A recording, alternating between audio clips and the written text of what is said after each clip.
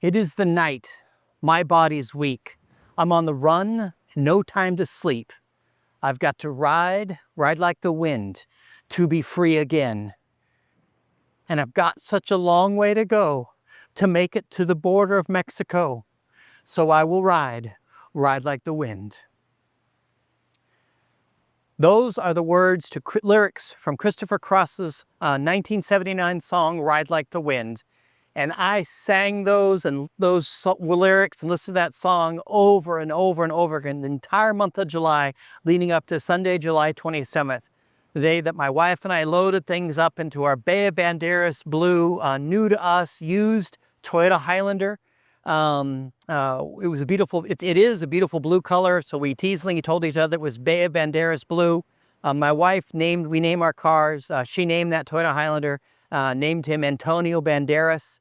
We loaded up just a few belongings, and Nash, our 10-year-old grumpy dog, half Chihuahua, half Italian Greyhound, and put on a 13-song playlist and began a 7-day, 2,500-mile journey, a 4,000-kilometer journey, driving from the Portland, Oregon area down to Puerto Vallarta. We basically went from PDX, which is the airport code for the Portland International Airport, to PVR, which is the airport code for the Puerto Vallarta International Airport. And so we are here. We have spent the past 4 months building ourselves, getting all settled in so that we can spend 2026 building ourselves a whole new life. And that's what this YouTube channel, this brand new YouTube channel of mine is about. Oh, I meant to say, I'm Steven Shomler. Welcome to episode 1 of Nueva, Vida, Puerto Vallarta YouTube channel. On this YouTube channel, I'm going to be telling the story of our moving to Mexico and all the things we went through. And then over the course of the next year, throughout 2026, telling the story of what we go through as we begin the process of building ourselves a whole new wonderful life in a new to us country. We are delighted to be here, and we're here permanently. One of the things we've done the past 4 months, we arrived Saturday, August 2nd, and we moved into a home that we'd rented for August, September, October, November, December. We'd rented it through the end of December, and our plan was to make sure that the greater Puerto Vallarta area was a good fit for us, look for a home for us to buy. I lived for 21 years, most recently in the Portland, Oregon area, and I made all of the greater Portland, Oregon area really was my home. I explored and traveled throughout the greater Puerto Vallarta, greater Portland, Oregon area. And basically, this is kind of how I see the greater Puerto Vallarta area. For me, it kind of begins in San Pancho and Sayulito up to the north along the Pacific Ocean. And then you come down and you've got Putamita, and then you enter the Bay of Banderas itself, and you've got La Cruz, Guanacoxtli. I think I'm saying that right. I'm working on pronunciations. Estoy aprendiendo español. I'm learning Spanish. I'm very excited about that. But you've got La Cruz, you've got Bucerias, and what's fun is that all is in the state of Nayarit. And in Portland, Oregon, some of the Portland, Oregon metro is in a different state. It's in Washington state. Up there, you've got like Ridgefield and Salmon Creek and Vancouver, and you cross the border into Oregon, and right there's the airport. And you cross the border right at Nueva Nayarit from the state of Nayarit into the state of Jalisco. And right there, you have the PVR, the Puerto Vallarta International Airport. And then you've got the city of Puerto Vallarta itself. And then to me, the southern end, what I personally consider the southern end of the greater Puerto Vallarta area, you've got Yelapa on the water. And then going up into the hill a little bit, you've got the charming town of El Tuito. And one of the fun things for me at Portland, Oregon is just a couple hours away was the Oregon coast, at least part of the Oregon coast. The Oregon coast is very long from Astoria to Gold Beach, and that was a place I absolutely loved. And now that we're here in our home, making our home in Puerto Vallarta, a couple hours away is the beginning of the Costa Alegre, the joyful coast or the happy coast, depending on who you ask. You know, it goes roughly from Cabo Corrientes all the way down to Manzanillo, and we're so excited to eventually be able to explore that, and just like we did for the Oregon coast area. So very excited.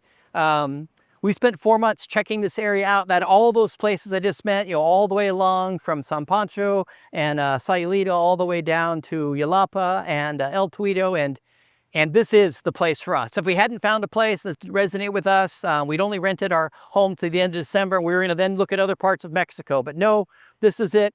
This is where our heart is. This is now our home. We did buy a home. We became Mexican homeowners on November 5th, and we're so excited to be here. We sold our home up in the Pacific Northwest. We sold our home in Camas. Just a couple days ago, that closed. We sold our home there December 11th. So we are here permanently. We're not tourists, we're not snowbirds. We've done all the work to get our legal resident status, dealing with immigration, and I will make future Nueva, Vida, Puerto Vallarta videos all about that journey of our moving here and our drive down, a 7-day drive. It was grueling. I would encourage, don't ever do that. I never want to do it again. I would advise anybody that wants to, don't do it. And then I'll make a separate video about day 7. It was harrowing and terrifying. It's a great storytelling, but it was harrowing and terrifying. I'll make other videos in the future. You know, why did we choose Mexico? Why Puerto Vallarta? What catalyzed this journey for us? The day that we drove away, Sunday morning, we left the Pacific Northwest Sunday morning, July 27th. We wanted to leave at 8 a.m. We actually pulled away at 8:04, loaded just a few things up in our in Antonio, our Bay of Banderas blue Toyota Highlander. And I had put together a special 13-song playlist. I hit play on that playlist, and we headed off Highway 14, Highway 205, I-5, and began the journey. And I'm going to make a special video here on this channel all about that playlist. So there's a lot of good stuff coming. And then, you know, 2026 is just around the corner, and we've spent 4 months getting settled. And now we're going to spend the next year just building ourselves an incredible new life. And I will make regular videos letting you know about that journey, how we got here and all of those things I just mentioned. And then moving forward, the adventures we have as we make our way in this incredible, wonderful country, and this incredible, wonderful part of this country. We're just so incredibly grateful to be here. Muy contento de estoy aquí. You know, my Spanish is really rough right now, but I'm working on it. But I'm pretty sure what I just said is we are so grateful to be here. Muy contento de estoy aquí. I'll even make a video about my initial Spanish, which is hilarious. The things I was initially trying desperately to communicate with people. I love connecting with people. So I'll make a video about my early Spanish. It was pretty rough, but hey, they appreciated the effort very much. So that covers some of the future episodes that I'll be doing here on the Nueva Vida Puerto Vallarta YouTube channel. And I want to take some time and just tell you a little bit about my wife and I, who we are. Our first date was September 13th, 2017. We've been together 8 years. Our first date was incredible, 8 hours long. If you want to know more about our first date and our time together, it's toward the end of my wife's second book, Desperately Dating. She's an incredible author. She's written 2 books so far, with more coming, but her second book, Desperately Dating, tells her journey. She ended up divorced from her husband, and she started dating, and it tells that entire journey. I will warn you, it is a sex-positive book, so you read it like, okay, wow, we're going to include that. And it was kind of weird for me to be reading it like, oh, here's where I enter the scene. Okay, I'm actually like a character in this book. It's kind of fascinating. But my wife, KC, she grew up in the Pacific Northwest, specifically the Tacoma, Washington area. Once she became an adult, she spent some time living a couple different times in the San Francisco Bay Area. She also lived in Seattle, Washington for a while. And then in 2015, she moved to the Portland, Oregon area. Professionally, my wife is incredibly smart. She has 3 degrees. Her first degree was from Berkeley. She got a degree in philosophy from the University of California, Berkeley. And then she decided to pursue a career in medicine and become a nurse practitioner. If you don't know what a nurse practitioner is, I encourage you to read it and check that out. It's kind of like being a nurse, kind of like being a doctor. She can write prescriptions. It's a pretty amazing thing to be a nurse practitioner. She got a degree from the University of Washington, so she's a Husky. She also got a degree from a Seattle University. She has 3 degrees. Like I said, she's incredibly smart. And her specialty in medicine was hospice. She's put 20 plus years working in hospice, helping people at the end of their life. It's very noble work. I know that I've done 2 things professionally for about 10 years each before I do what I did now. One of those things is work in the nonprofit world.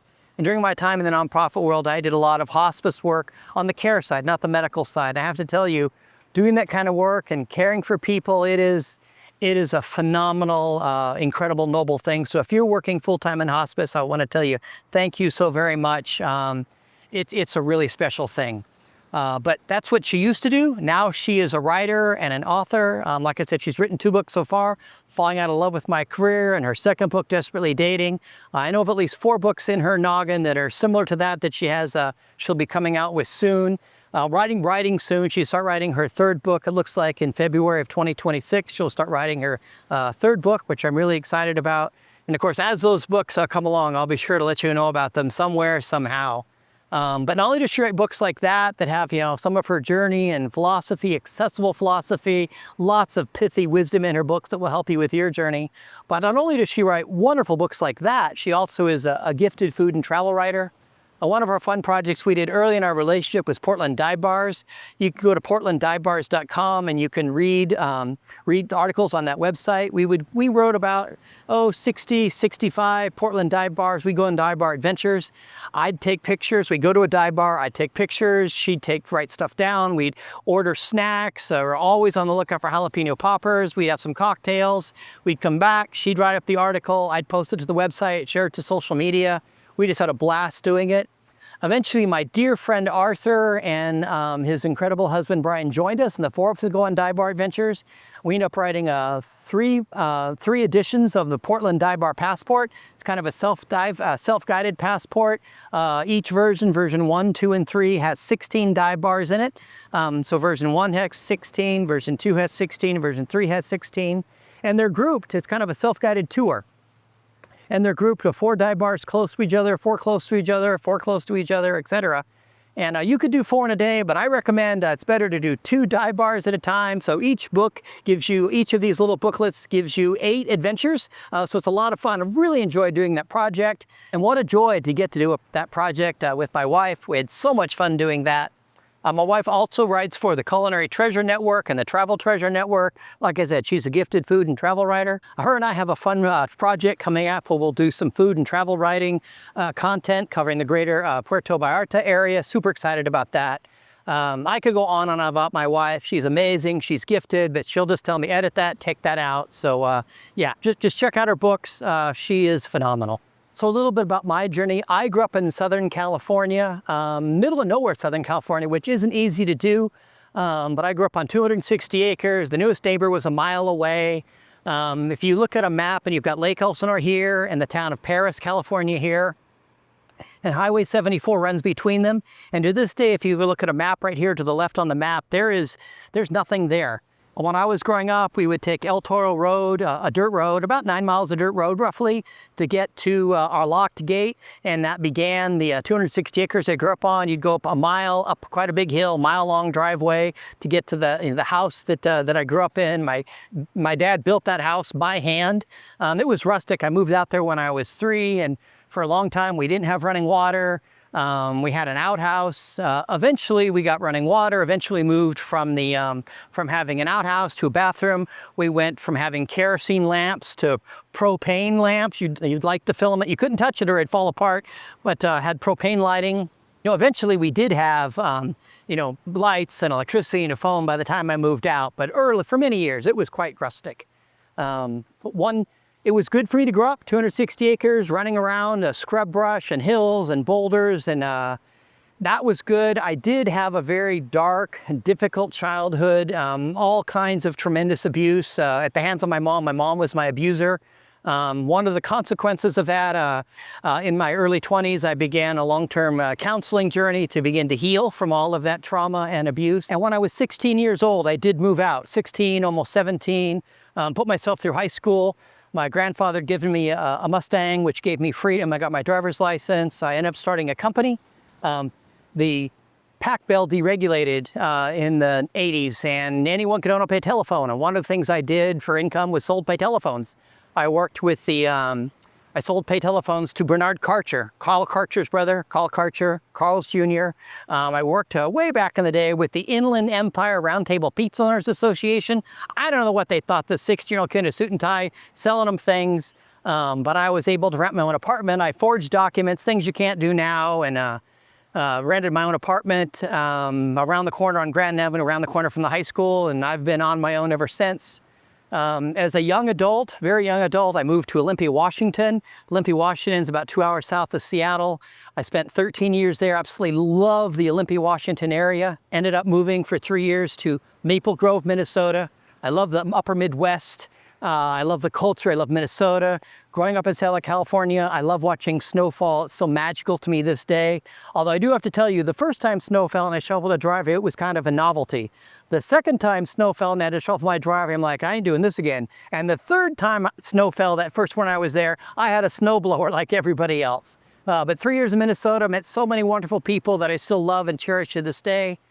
But 2004, moved back to the Pacific Northwest, moved to Portland, Oregon. For those that know Portland, started out just off 140th and Division, lived in the Portland, Oregon area for 21 years, loved it so incredibly much. It's just, the Pacific Northwest is beautiful.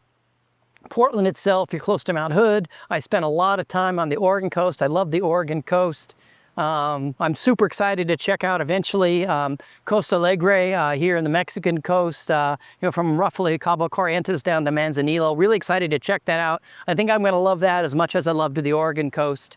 Professionally, prior to 2011, I spent 10 years in banking and 10 years in the nonprofit world.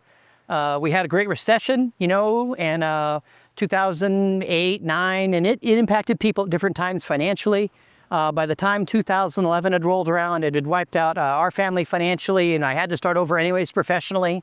And I'd burned out on what I'd done in banking. I'd burned out what I'd done in the profit world.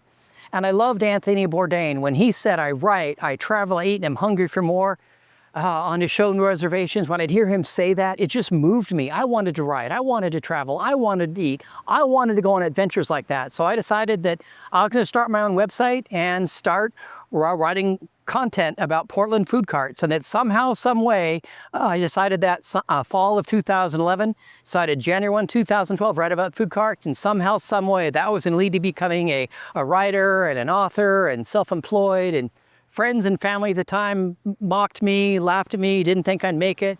Do you know how many people want to be food writers in Portland and don't make it?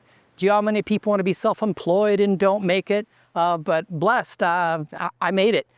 Started January 1, 2012, like I said. 20 months later, August 2013, got my first book contract. Wrote a book on the Portland food cart scene. That book came out in 2014. That led me to write a book on Portland brewers. I'm very proud of that book.